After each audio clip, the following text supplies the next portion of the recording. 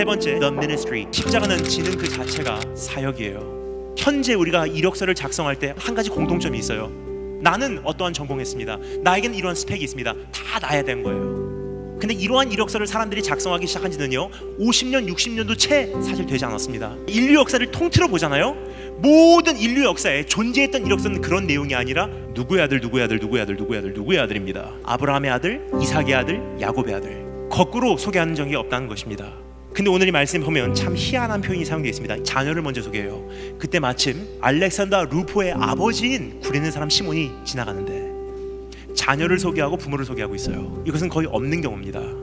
딱 한 가지 경우에만 이것이 허용이 돼요. 언제죠? 지금 마가복음을 읽고 있는 독자들이요 알렉산더 루포가 누군지를 알고 있는 것을 전제로 쓴 내용이에요. 당신들이 알고 있는 알렉산더 루포의 그 친구들의 아버지가 예수님 대신 십자가 졌던 구레네 사람 시몬이었다. 그러면 읽는 사람들이 그 내용이에요. 초대교회 성도들은요 이미 알렉산더 루포가 누군지 알고 있었어요. 누구죠? 루포는 초대교회 지도자예요. 그런데 시간적인 계산을 해보면 아마 예수님께서 십자가를 지셨을 때는 루포는 어린 아이였었어요. 이제 조금 그림이 그려지기 시작합니다. 유대인들은요 자녀에게 유대교를 전수해야 되는 의무가 있었기 때문에 적어도 평생 한 번은 자기 자녀들을 이끌고 성지 순례로 예루살렘으로 귀환을 해요. 구레네 사람 시몬도 동의를 했을 것입니다. 구레네라는 곳은요 북아프리카에 위치하고 있는 조그만 마을 시골이에요. 적어도 3개월에서 4개월 걸리는 여정이에요. 거기서 자녀들을 다 이끌고요 광야를 돌파해서 예루살렘에 도착했을 것입니다. 도착해서 아들들을 데리고 나와서 견학을 시켜줍니다. 저기가 솔로몬 왕의 성전이야, 저기가 다윗 성이야, 쭉 설명을 해요. 한참 그렇게 감동을 하고 있는데 저쪽에서 큰 아우성 소리가 들립니다. 수많은 사람들이 줄지어서 큰 무리를 만들어서 그 좁은 예루살렘 거리를 막 지나가는 거예요. 뭐지? 딱 바라보는 순간 그 무리들 한가운데 한 사람이 피투성이로 쓰러져 있어요. 십자가가 쓰러져 있습니다. 그 사람을 향해서 막 채찍질하는 거예요. 이게 무슨 영문인지 가만히 보고 있는데 로마 군병 한 사람이 지명합니다. 너 나와 대신 십자가 져. 예수님을 한쪽 어깨에 엎고요 한쪽 어깨에 십자가를 지게 됩니다. 그리고 예수님께 속삭였을 거예요. 당신이 무슨 죄를 졌는지는 모르겠지만 이제 거의 다 끝났습니다. 조금만 더 견뎌주세요 하고 아이들에게 돌아서서 이야기했을 거예요. 사람 무지 많지, 길 잊어버리지 말고 바짝 쫓아와. 십자가, 예수님, 그리고 언덕을 올라갑니다.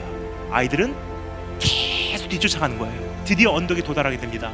그리고 구레네 사람 시몬은 십자가를 내려놓고 자녀의 품으로, 예수님은 십자가의 품으로. 사람들은 조롱하기 시작해요. 아하, 네가 성전을 헐고 사흘 만에 다시 지은 자가 아니냐, 네가 먼저 네 자신을 구원하고 그 십자가에서 내려와라. 막 그렇게 소리를 지르고 있는데요 갑자기 어두워지기 시작하고요 지진이 일어나기 시작합니다. 사람들이 비겁하게 말을 바꿔요. 아, 이는 실로 하나님의 아들이었다. 근데 주님께서 외치기 시작합니다. 엘리 엘리 라마 사막다니, 다 이루었다 하시고 마지막 숨을 거두세요. 왠지 찝찝한 마음으로 아이들의 손을 잡고서 그 언덕에서 그날은 내려왔을 거예요. 그리고 유월절을 지키고 다시 구레네로 출발을 하게 됩니다. 한참을 광야를 걷고 있는데 멀리 예루살렘부터 소식이 들려옵니다. 다시 살아나셨대. 다시 소문이 들려와요. 승천하셨대. 소문이 들려옵니다. 메시아이셨대. 나중에 깨닫게 됩니다. 나와 너의 죄를 위해서 대신 죽으셨대. 그 순간 세계관이 뒤집어지는 거예요. 그런데요 그 아이들의 마음과 눈에는요 이미 불로 지져듯이 새겨진 하나의 이미지가 있어요. 뭐죠?